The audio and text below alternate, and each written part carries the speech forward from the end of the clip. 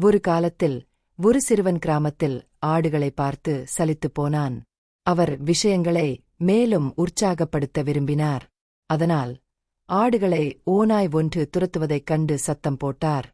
ஊர் மக்கள் அனைவரும் ஓநாயை விரட்ட ஓடி வந்தனர். இருப்பினும் அவர்கள் ஓநாயை காணவில்லை. சிறுவன் மகிழ்ந்தான். ஆனால் கிராம மக்கள் இல்லை. இனிமேல் அப்படி செய்ய வேண்டாம் என்று சொன்னார்கள். சிறிது நேரத்திற்குப் பிறகு அவர் இந்த ஏமாற்றத்தை மீண்டும் செய்தார். கிராம மக்கள் மீண்டும் ஓடி வந்தனர். அவர் பொய் சொன்னதைக் கண்டனர். அந்த நாளின் பிற்பகுதியில் மந்தையின் நடுவே ஒரு ஓநாய் பதுங்கியிருப்பதை சிறுவன் உண்மையில் காண்கிறான். அவர் குதித்து உதவிக்கு அழைத்தார். ஆனால் இந்த முறை யாரும் வரவில்லை. ஏனென்றால் அவர் இன்னும் நகைச்சுவையாக இருக்கிறார் என்று அவர்கள் நினைத்தார்கள். சூரியன் மறையும் நேரத்தில் கிராம மக்கள் சிறுவனை தேடினார்கள்.